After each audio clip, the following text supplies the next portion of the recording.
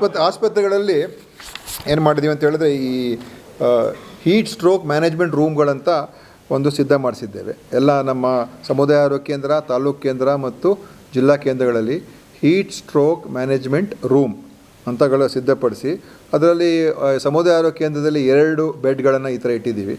ತಾಲೂಕು ಆಸ್ಪತ್ರೆಗಳಲ್ಲಿ 5 ಬೆಡ್ಗಳು ಮತ್ತು ಜಿಲ್ಲಾ ಆಸ್ಪತ್ರೆಯಲ್ಲಿ 10 ಬೆಡ್ಗಳನ್ನು ಈ ಹೀಟ್ ಸ್ಟ್ರೋಕ್ಗೆ ಬಂದಂಥವ್ರಿಗೆ ಅವ್ರಿಗೆ ಪ್ರತ್ಯೇಕವಾದಂಥ ಒಂದು ವ್ಯವಸ್ಥೆಯನ್ನು ಮಾಡಿಸಿದ್ದೇವೆ. ಮತ್ತು ಎಲ್ಲ ವೈದ್ಯರು ಕೂಡ ಸ್ವಲ್ಪ ಮತ್ತು ಸಿಬ್ಬಂದಿಯವರಿಗೆ ಸ್ವಲ್ಪ ಬೇಸಿಕ್ ಒಂದು ತರಬೇತಿ ಥರ ಅವ್ರಿಗೆ ನೀಡಿದ್ದೇವೆ. ಈ ಹೀಟ್ ರಿಲೇಟೆಡ್ ಇಲ್ನೆಸ್ ಏನಿದೆ ಅದರ ಬಗ್ಗೆ ಏನೇನು ಅಂಶಗಳಿರ್ತದೆ, ನೀವು ಹೇಗೆ ಅವ್ರಿಗೆ ಬಂದಾಗ ಅವ್ರಿಗೆ ಟ್ರೀಟ್ಮೆಂಟ್ ಕೊಡಬೇಕು, ಈ ORS ಅಂದರೆ ಏನದು ಓರಲ್ ರಿಹೈಡ್ರೇಷನ್ ಸೊಲ್ಯೂಷನ್ ಅದನ್ನು ಉಪಯೋಗಿಸ್ತಕ್ಕಂಥದ್ದಕ್ಕೆ ಮತ್ತು ಅದರ ಅವೈಲೇಬಿಲಿಟಿ ಕೂಡ ಎಲ್ಲ ಕಡೆ ಇರಬೇಕು ಅಂತಲೂ ಕೂಡ ಮಾಡಿದ್ದೀವಿ.